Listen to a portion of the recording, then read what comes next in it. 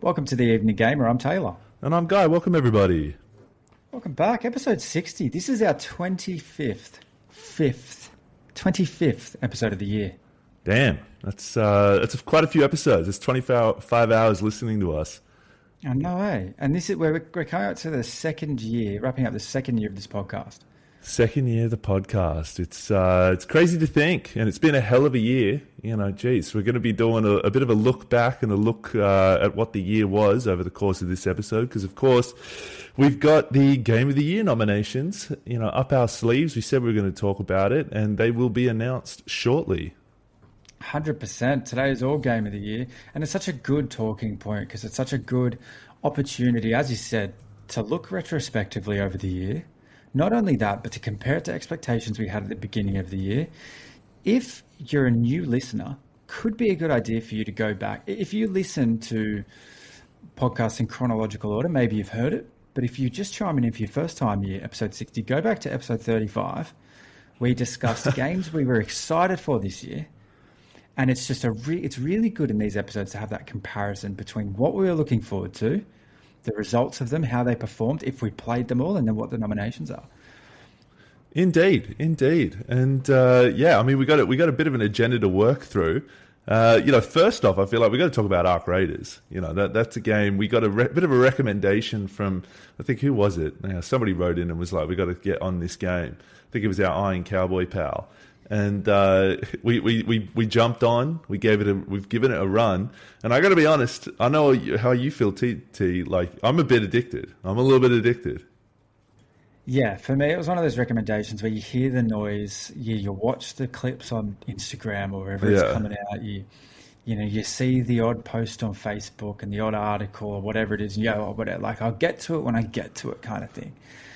I haven't played like a game from day one release in a while, and and Arc Raiders wasn't the exception. But I'm exactly like you. I've probably been playing now for a week. Yeah, and I've played at every opportunity possible over the last 7 days. Me too. Yeah, me too. It's an interesting one. Like, I look forward to in our next episode. I think we're going to dive harder into it. But it's got a hook. I like the sort of extraction, PvE, PvP kind of component on it, the scavenging. I feel like next episode, here out for it, we'll do a bit of an Arc Raiders sort of end the year with it, because it's a unique game. And I feel like it's in a rare air. 100%. Like, for me, it's the best multiplayer game of quite a while. Yeah, agreed. And like, this is a year that had Elden Ring, Night Rain, and a few other things in it. And for Arc Raiders to be the clear, selection choice for me, at least, a big diehard fan of shooter games and online multiplayer games, as we know. Yeah. Is quite telling. And I think also, it's also not a game type that's easy to get right, because scavenger extraction games, they require, like a particular level of focus, of patience. Yeah. And what I mean by that is because it's always tough to find that, to like navigate the shooter-looter entertainment aspect of it. Like, what do I want this game to be? Do I want it to be collecting resources? Do I want it to be a shooter? Yeah. And I think that they've given the players the control to decide every raid that you do, what type of game you want to play.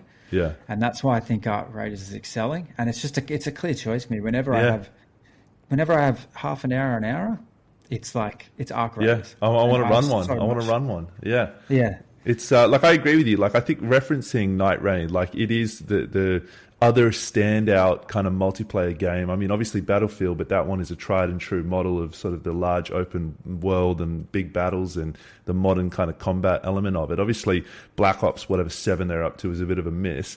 But in Night Rain and this one are the two for me this year that were different, unique, changed the game a little bit. And, I got to be honest, like, there are so many angles you can look at Arc Raiders and break it down in a different way. Like, for me, even the human element of it, you know, you and I ran one the other night, killed 2 people, just outright murdered them. Then you got done, I think, in the fight. I was in the process of looting their bodies, and I think I said to you, God, if I get rolled up on right here and people are like, yo, like, you clearly killed those people, I'd be like, no, they came at me. And it's like, it's making me a liar. Like, the human element of it, it's fantastic. Yeah, and we saw, you sent me that reel midweek, which was like, it was someone saying that how much they're seeing the landscape, the player landscape of it change, and the attitudes that a lot of the new players that are picking the game up have, and how it's gone from kind of like this camaraderie almost to like straight out survival mode. And I think that's actually a good thing, because that makes it more realistic. I think that's more indicative of a survival looting extraction game, is that it would be free for all amongst those raiders. It's 100%. It's genius. Like, you know, the element of wanting to try and extract with the loot to level up your gear, to go deeper into the game, you know, and like, never have I played a game like since probably Apex where I've been so willing to get on mic just to communicate to either to strangers, to go, yo, let's extract together, please don't try and kill me, to, you know, talking to whoever you're playing with, to go, you know, do not shoot that raider arc fucking thing over there, that robot, leave it alone. And that's the thing, is this, you can enjoy this game however you want. And we'll talk about Elden Ring Night Rain, obviously, in this episode later on, because, you know, we're going through nominations for top 5, things that were left out, things we were excited for. But that's what I think Arc Raiders is doing so well. You can choose how you enjoy it. And like, anyone new that's picked it up, whether it's around the office or anyone I've been speaking to about it, and they go, oh, like, what would you recommend? And you almost don't know where to start with, like, oh, you should look out for this, or you should do this. I actually just end up saying, I'm just saying to people now, it's like, you know what, the best thing you could do, jump on solos, run 20 solo raids by yourself on the first level. I guarantee you're going to collect so much stuff. You're going to run into a handful of people. You're going to have to deal with a few enemies that you will pick. It's the best way for you to pick up what this game's all about. Like, and not only that, like, even in the first 5-10 matches, I walked away and, like, I was lying in bed thinking about those fights and thinking about those moments. Like, it left an impact long after, you know, even the moment was done. Like, I feel like the CODs, the battlefields, you know, like, Night Rain has that effect where, like, you do 3 nights in that game and you come up against a major boss and you defeat it. You know, it's got that part about it that gets its hooks into you. You know, and like the looting element of it, of just, you know, getting something really good, putting it in your hot pocket or whatever, and getting it out of there, your lucky pocket. It's something special. You know, I'd highly recommend. I mean, I'm playing it with the missus at the moment. I've even gotten her onto it, and my word, it's like it's sort of, you know, because she obviously does. We've talked about it before. What's the game she always plays that you play sometimes? The OSRS. RuneScape, yeah. You know, it's a whole different kettle of fish to that. You know, like, it is a whole different beast to that. So, like, but watching her, like, you know, slowly get the sort of, you know, controls down pat, you know, you taking her on these, like, tours through this hellscape of, like, people murdering. And I'm even saying to her, going, if we get rolled up on, you go on mic and be like, hey guys, like, how you going? And just the female voice gives us a minute or two. Like, it's not just outright murder. There'd be some woo boys out there for sure. That'd be like, so I am, in a weird way, putting my missus out there just to get the loot. I'm sure there is some sort of questionable behavior in that, but I'm going to steer clear of it. That's the beauty of it, and even more so speaking to the human element of it. But as you said, we'll we'll talk about it next week. Yeah, let's do it. Yeah, Massively next week. I think before we jump into a few other items, I think you have a correct me, don't you? I do. Last week I was talking about Dispatch as a game that recently came out and was getting a lot of hype on it. It's sort of this superhero episodic adventure game. And I said it was done by Telltale, and they're the ones who kind of made the episodic games sort of this whole thing or genre in and of itself, but it's actually not done by them. It's done by Ad Hoc Studios. So anybody who sort of caught that one, well done. Sort of listening back, I was like, it doesn't sound right. But anyway, correct me if I'm wrong. You know, we are ones who sometimes get it wrong, and we'll stand up and take it, you know, unlike maybe 100%. Some others. There's usually corrections week on week, so yeah. I mean, that's also the beauty of a one and done podcast. So you just say what comes to the dome. Yeah, but it's good that we call it out the next week. Exactly. I think people appreciate that. Oh, 100%. Also, our friends down at Fungies, yes, still kicking, still controlling the PFP game, if you will. If you're into avatars, you need a new, profile picture, or you're looking to mix it up, jump on their website, fungies.io. That's fungees.io. We have a discount code with them. It's capital EG25. EG25. Even if you just jump on, check out their builder, have a look. They're doing some great things. You can even put your gamer tag on it now, which is a pretty cool feature. So you get a unique, gaming profile with your gamer tag on it, done by a GTA artist if you want. It's a non-brainer, and the price on it is like, what do we say? It's like $13, something dollars. It's like 13 Aussie or something. Yeah, very reasonable. So check them out. But today's all about Game of the Year, and it feels weird to be 12 months on from the last time we spoke about this, because I remember the caliber of games that we were talking about in 2024, and the fact that Astrobot took it out, the fact that was a single platform game. That's just how kind of empty that year was. Like, we saw some decent releases in 2024. We discussed obviously Wukong, there was Final Fantasy, but really the kind of top three games, one of them was a DLC, which was Shadow of the Erdtree. The other was like a card game, Balatro, from memory, right? And then it was Astrobot, which was a Sony exclusive. So it was a pretty empty year for gaming. And obviously Astrobot took it out in 2024. Now this year looks slightly different. There were some sequels that performed incredibly well this year. There were some RPGs that came out. There were some heavily anticipated games that were delayed or that dropped and were disappointing or seemed good at first and then weren't that great. So where do we want to start here? Do we want to go into? We want to revisit our top games for this year. Let's do that. Let's do that. Yeah, let's do that. Do you want? I'll go first. So that episode was a really good episode of our top five. So my top five that I was looking forward to in the year was Mafia: The Old Country, Avowed, Crimson Desert, Ghost of Yotai, and GTA 6. And I think GTA 6 was going to be a collective one for both of us, but, we sort of really hamstring ourselves into we had to pick one each. So obviously, Crimson Desert got delayed. GTA 6 got delayed. So then there was Ghost of Yotai and Avowed and Mafia: The Old Country. Excuse my cat if you're watching this on YouTube. And, Mafia: The Old Country came out and didn't really get the accolades, it kind of really deserved. And the price point on it, I was just like, I'm not dropping a dime on that until the price comes down. And then Avowed, didn't quite have sort of the landing I thought it was going to have. Like, I thought this was going to be an Oblivion level game, and it just wasn't quite that. It was sort of this A+ kind of category that I would put these sort of new kind of Bethesda games in the bracket of like even the Outer Worlds. It's like Avowed's kind of their colorful version of Oblivion, Skyrim, and the Outer Worlds is sort of their colorful futuristic Fallout games. Is kind of a weird kind of comparisons I'm making with that. And I probably looking back over it, and I also didn't give Ghost of Yotai a chance. I sort of, both of those were on my list. I was looking forward to playing them, and I will be playing them over the Christmas break. I'm going to probably buy them for Christmas, and I'll give them a good review in the early part of next year. Yeah, like it's a good list of games that you had there. Like Mafia: The Old Country, you're right, slipped under the rug. I think it was pretty short. As you said, the price tag, it was a little bit more of the same, but apparently it was pretty fun.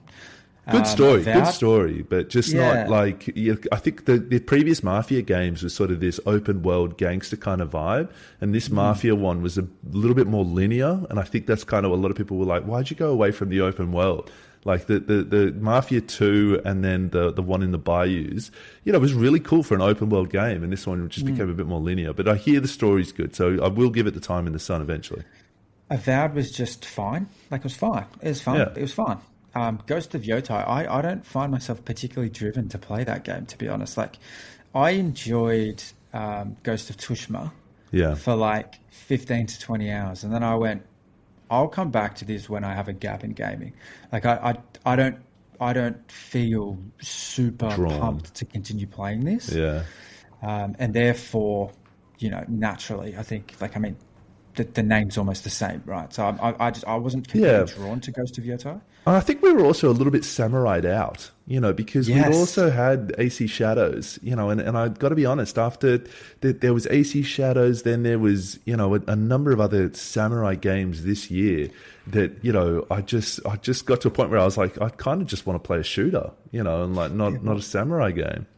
There was another one, but then there's also, actually that's probably a good segue into my list, Wu but Chang. also, yeah, Wu Chang Fallen Feathers was on my list from the beginning of this year. But also just hearing GTA 6 in that episode, I was like, not heartbroken, but I was sitting there going, fuck, that's right. We could have been playing that by now. I know. Like, we're 12 months on from when we were really pumped for that, and we're waiting another 12 months. I know. We won't talk about it anymore. Like, Rockstar's got We've their given own it its stuff going time, on, 100%. But just a little bit of disappointment, thinking like, fuck, that could have been a Christmas play this year. Yeah, we could be going to play GTA 6 right now, and that's how much just delays. Like, do the game, of course, do it well, do it justice. We're there for it, but like, surely not another delay after this. Like, next time I'm sitting here talking to you about Game of the Year, I want GTA 6 to be in the running and for me to be talking about it. But yet remains to be seen. My list from earlier this year was Subnautica 2. Yep. Just fucking soaked in drama. Soaked is right. It's soaked. No pun intended, by the way, but not paying developers. It took me a second. Yeah, right. Not paying developers properly, and just all that stuff. And like, I always talk about the power that we have as consumers, and if we make active moves towards how we consume things, the difference that we can make. And I read a few Reddit articles that people pleading like gamers to not buy it even when it does come out. Because of how this publisher's been handled, And like, I'm a firm believer in that. I probably will end up playing it one day, but it'd definitely not be from launch for those kind of. I think it's also, it's like, it's one of those games that's like almost a little bit niche. Like, I feel like even Subnautica 1, it was like a cult classic, and like, I think I played it, you played it, and you kind of get the thing of it, but it's just a little bit niche, for what I think is some of the games out there. It is 100% survival game. Again, it's a looter. It's barely a shooter. It's an exploration looter survival game, which I love, which is why I enjoyed the first one. I will play the second one, but you're right. It's up your alley, I then had Doom the Dark Ages, which Fable, we reviewed, which we gave some love to, Did not do that well. Fable, delayed. Yep. Elden Ring Night Rain, which we'll get to in just a moment. But then I also had as my most anticipated AC Shadows, and I fucking backed them. You did. Good job there. And Wu Chang Fallen Feathers, which both of them. Look, I think AC Shadows had a bad run of it this year. I actually think it's a fine game. Right, there's a lot that could be better, but I actually think that if I was to go and play it now, I might sit down and just enjoy it a lot more than I was. Yeah. Wu Chang Fallen Feathers, however, was a complete miss.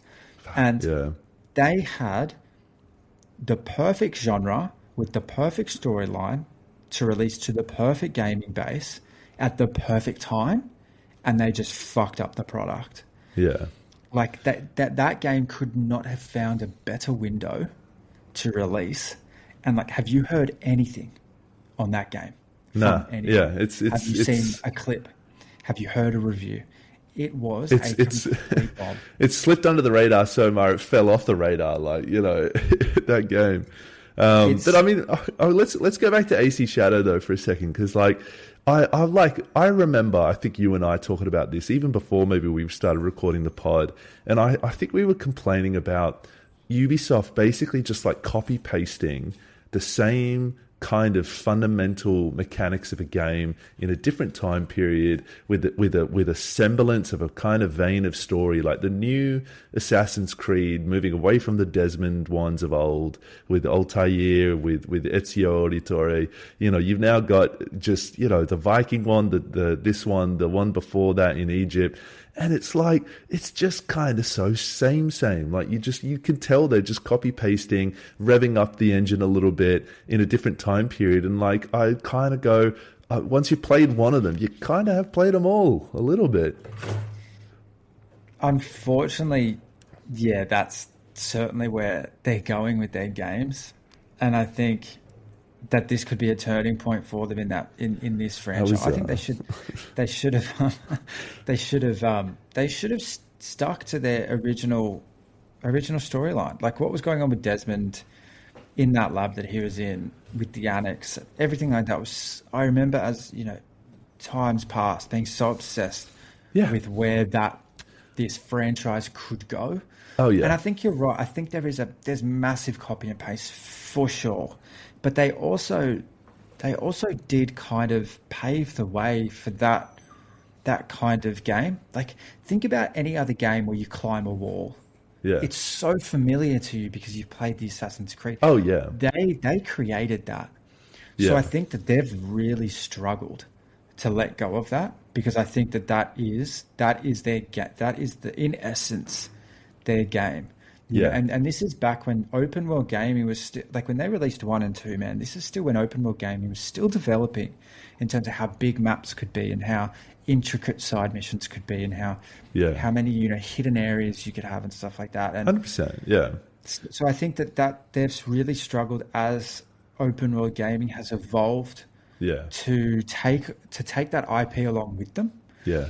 But having said that, like, it's still a beautiful world. I remember playing it on my 4070 being like, this looks really great. It does. I remember the combat being like, out of all of the different combat types I've played in RPGs and third person games, this is one of the ones that makes sense to me. I don't think they did it the best. Yeah. But it certainly flowed nicely.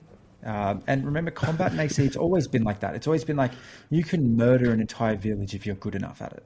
And I think that they're okay with that. They don't want the challenge to be in the combat. They've always maintained they want the challenge to be in remaining hidden, having a stealth element to it. I love how deep you're going into this. It's like, I feel like you're almost defending your number one pick for the year. You're like, it's not that bad. I am and I'm not. I think it was a bit of a miss. But I guess in what I'm trying to say is, if I was to go back to it now and kind of, sit back with a beer, a little bit late at night, I reckon I'd get my money's worth. It's not going to go down for Game of the Year. Honestly, I was way off with that prediction. Well, I think you were right in calling it out, and I think a lot of people had a lot of high hopes of going. Samurai games were all the rage. In Ubisoft, if they landed the plane, it could have been something big. I'm way more pessimistic about Ubisoft games, and I think if you look back over when they first did Watch Dogs, Assassin's Creed was sort of at its pinnacle with that sort of first, second kind of trilogy they were running with. And you go, imagine where this will be in 10 years. And you then now jump cut to now, and you've got these almost like geographical sort of playgrounds with really sub stories kind of folded into it. And then you look at Watch Dogs and where they went with that, you'd kind of go, man, all you guys have got is what, Rainbow Six? Multiplayers?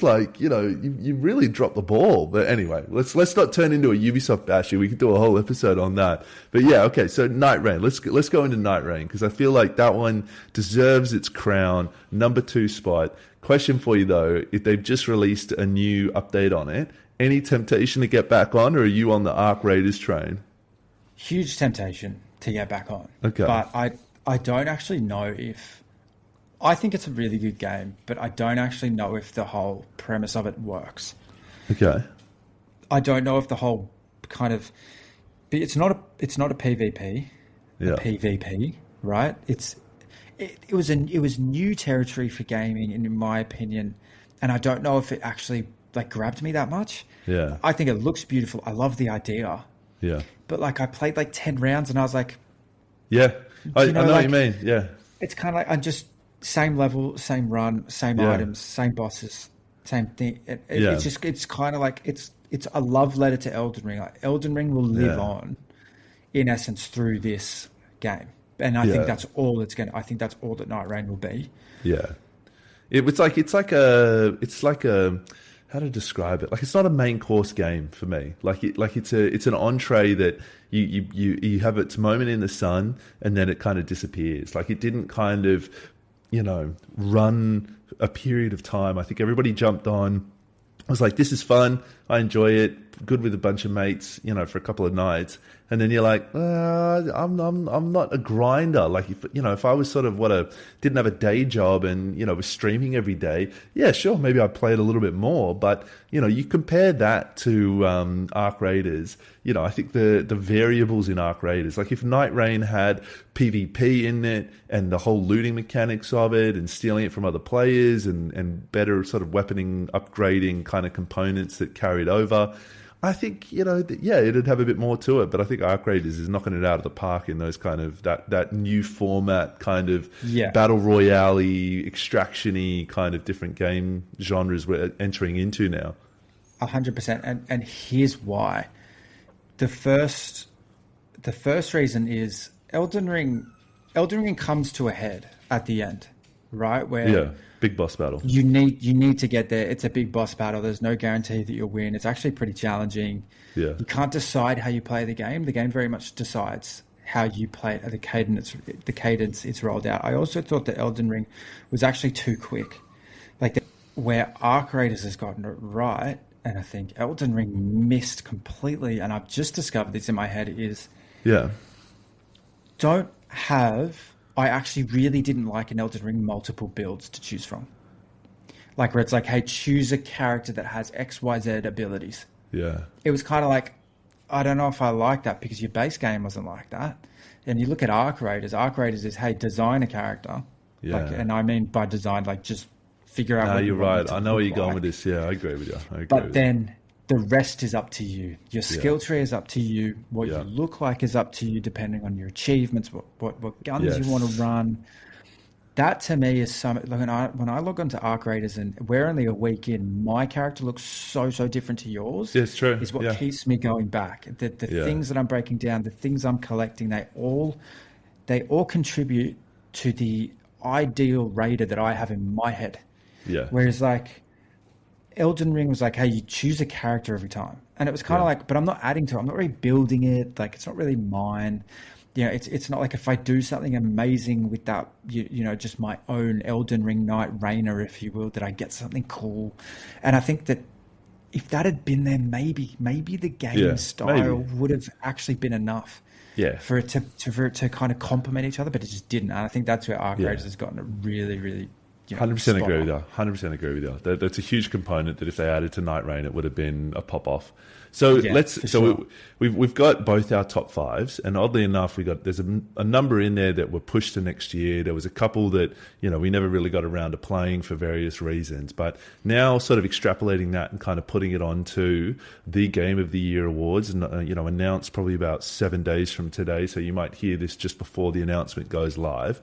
So of sort of the list of these, are you aware of them? So I'll run through them real quick. So we've got. Well, firstly, before you do, I find it hilarious that not one of the games that we were really looking forward to is on here.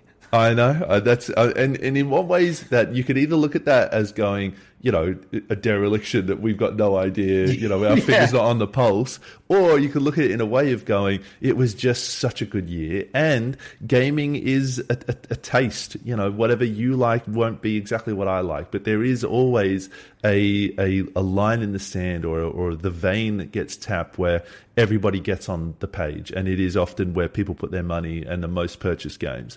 So 100%, and I think that high performers this year were niche or shadow drops, which is fantastic for gaming. We were spoiled for choice. We were massively spoiled for choice. So here we go. So from the top 6 as nominated, of just about anybody who's playing games, if you're listening to this pod, you know what these 6 are. So we got Kingdom Come Deliverance 2, which we spent an episode on. Ollie came on and gave a full review of Kingdom Come Deliverance. Our friend Shane has just picked it up. Great game. Probably one I'm half tempted to add to my list for the holiday season. I recently watched The King on Netflix with Timothy Chalamet. Highly recommend it. Really enjoyed that medieval movie. There's a plug for you. But Kingdom Come Deliverance 2, phenomenal. Really cool game. Then we got Hollow Knight Silksong, which T reviewed literally last week. Deserves its place in the sun. Hades 2, which I've played, and we reviewed that, I think, 2 or 3 episodes ago. Also, deserves it on the Sun. I got a bit of feedback from Don Dathian going I was pretty harsh on it. But anyway, we'll take that in a separate conversation. Donkey Kong Bonanza, which I didn't, I think I was kind of aware of it, but Nintendo games and me, it's been a long time between games. I haven't really dipped back into that world. You might be a little bit more on it than I am with the Pokemons, but that is what it is. And then that's a dark horse, that one. It was a bit of a dark horse. Then you got Death Stranding 2 on the beach, which we've got another listener of ours who highly rated it. I think they wrote in again and was like, guys, you got to go back to it and give it its time. And I think you did, T. And then, of course, Claire Obscure, Expedition 33. I reckon another dark horse. I think 12 months ago, I didn't even know about this game. I think a lot of people didn't even know about this game. It dropped, and my word, I feel like it's nominated in just about every single bloody category in the Game of the Year nominees, from soundtrack, direction, the gameplay. It's different, it's new, it's creative, the story's unique. I'm not to sort of wrap this episode with a bow and finish it off, but if that game doesn't win, I'll throw in the fucking towel on this pod. I'll be like, I don't even know what I'm talking about. That game is by far the pick for the Game of the Year, unquestionably. If you haven't played it, go out and get it. Play it over the holiday season, because it is a phenomenal game. Controversial opinion here. Okay. I don't think it will be. I think it's becoming overrated.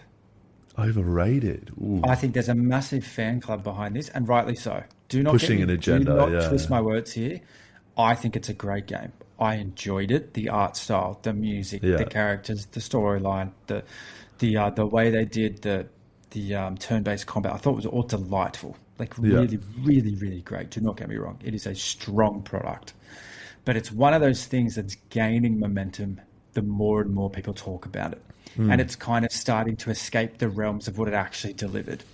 And I think that actually I look down this list. I think there's a couple you can easily cross off, as I'm sure everyone will feel. I think from what I've heard about Death Stranding, from when I played in the first, I think Death Stranding 2 is probably a great game. I think you can probably cross that off, though.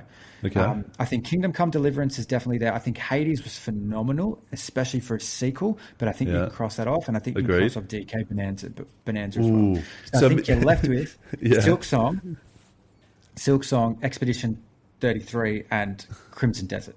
So not Crimson Desert, Kingdom Come. Kingdom Come. So my ones that I reckon are cross off. So Hollow Knight, Silk Song, I think gets crossed. I'm not sure if they made a big enough leap from the first to the second, but I haven't played it. You have, so I'm talking out my ass. Kingdom Come Deliverance 2, I think, stays in the conversation because it was a huge level up from the first one, critically acclaimed, phenomenal game.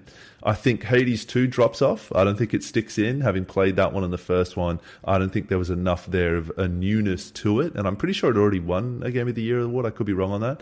Death Stranding 2, I don't know, might be in the conversation. I don't know how much of a jump it made from the first to the second. For me, I think it's pretty much between Claire Obscure, Expedition 33, Donkey Kong Bonanza, and Kingdom Come Deliverance 2. They're the three I think will be the top three. Who's to say? We'll find out in a week from now. Well, let's have a stab. Say it. Who do you think? Well, who do you reckon? I reckon it's Claire Obscure, Expedition 33. Unquestionably, they will win it. I also reckon it's Expedition 33. Yeah. But I reckon it's because when you look up and down this list, I think that probably represents the majority of gamers that will vote. Vote that way, yeah. Agreed. And I think also that,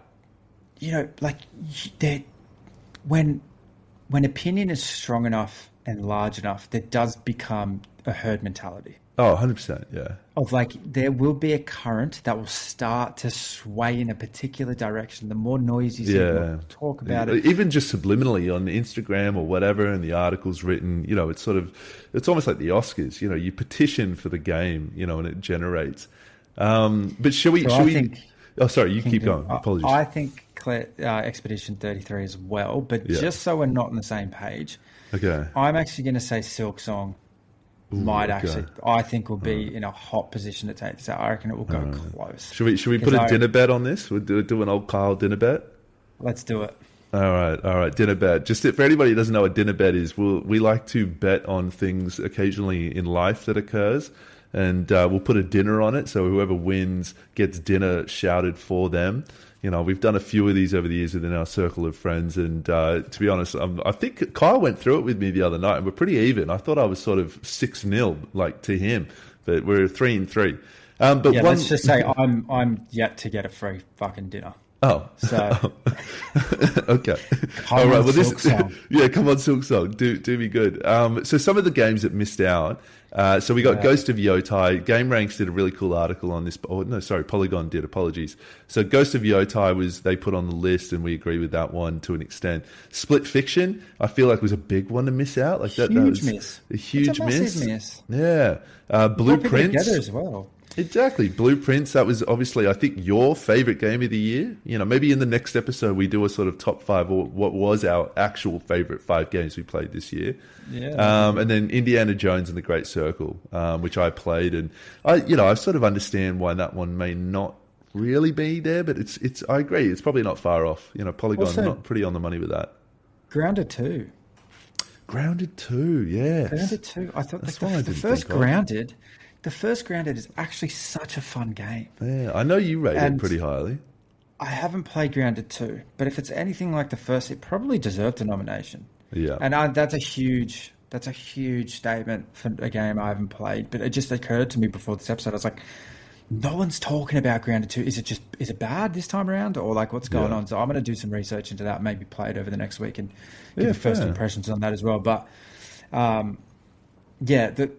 coming back to your point, Blueprints wasn't my favorite game of the year. I'm not sure, but it's certainly a game this year that has brought me the most joy. And I think for that to miss out, maybe 2 things that I think maybe it just didn't have the numbers to be a nomination, or I think it doesn't fit into the category of what like a mainstream game would be. And what I mean by mainstream game is like deep story, probably third person, lots of NPCs, driven by more than just repeatable, solvable puzzles.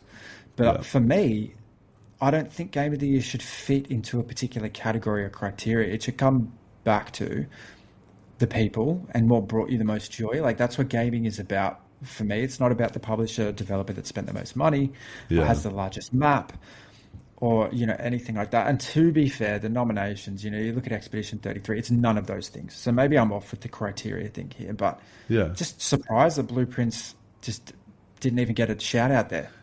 Yeah, I know. Like sometimes I feel like almost maybe even the art style, like if it's the art style isn't so visually popping, that it's that kind of, almost like, but I mean, that's harsh because there's plenty of sort of, I don't know what the, JRPGs that get a lot of time in the sun, and you're sort of going, why does the art style kind of give it a feeling like it doesn't quite get the top nods? But anyway, shall we, I mean, so keen to hear what was your favorite games of the year. Write in, let us know. Are we right with ours? Are we wrong with ours? Do you think Expedition 33 won't take out the top nod?